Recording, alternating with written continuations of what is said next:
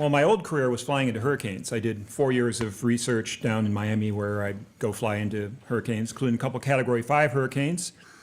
And after almost getting killed in a Category 5 hurricane, I decided that maybe I should go back and get my PhD.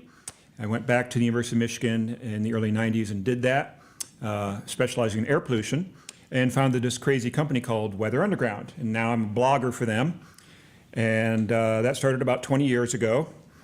And my blog is very popular, read by a lot of people. We get several million unique page views or unique users per month. And it's not just me anymore. It's now called Category 6, so I share that blog with Bob Henson.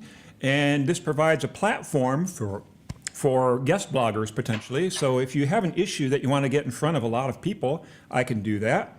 Mostly I talk about extreme weather, but I talk about climate change quite a bit too.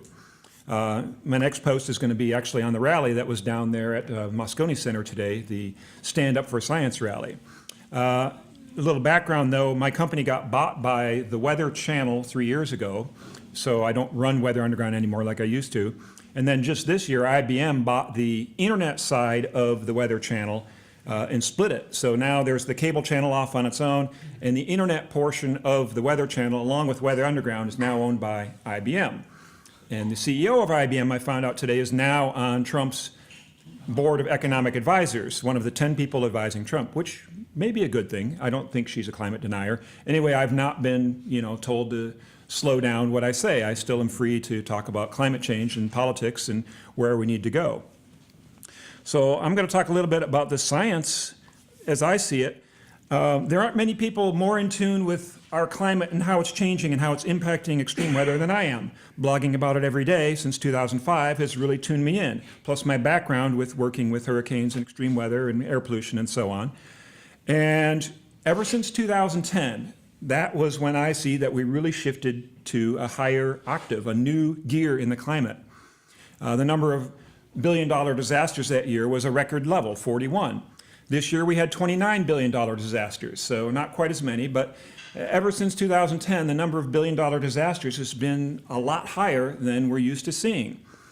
And this year, our most expensive billion-dollar disaster we had was in China. They had a flood, $28 billion. That was the third most expensive billion-dollar disaster in world history, not in the U.S. The U.S. has got, 8 or 9 more than that. Also this year, we had, I talk about these billion-dollar disasters, but the most expensive disaster was one that you can't really catalog, at least if you're an insurance firm, air pollution.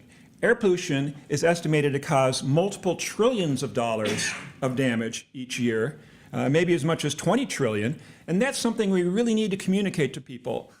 The side effect of cutting down our carbon emissions is to save trillions of dollars, and 4 to 7 million deaths per year, premature deaths, are caused by air pollution. So one of the positive messages we can really be putting out there is this side benefit of controlling emissions is to reduce air pollution, which is incredibly destructive.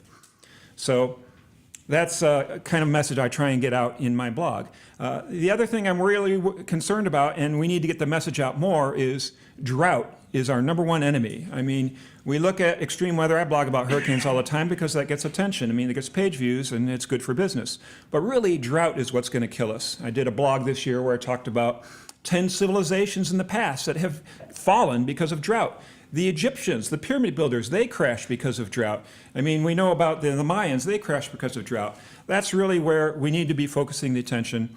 I estimate probably a 1% chance each year that we're going to suffer multiple extreme weather events worldwide that will affect food baskets, that will cause a cascade shock to the food supply system of the world, that will cause maybe a depression or certainly a severe recession, and those odds are going up each year. If you sum up 1% per year and maybe you double those odds by 20 years from now, you're talking at a probable event sometime in the next 30 years where you're going to see this multiple extreme weather sort of shock to the global food system that's going to cause a severe crisis in the global economy.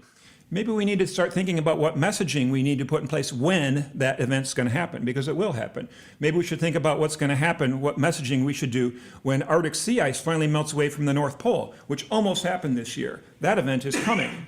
So a lot of opportunities for both positive and negative messaging with regards to extreme weather. And yeah, I invite you to think about, maybe what should I be blogging about? Come to me. I'm happy to take ideas and suggestions and potentially guest blogs as well. So that's my piece.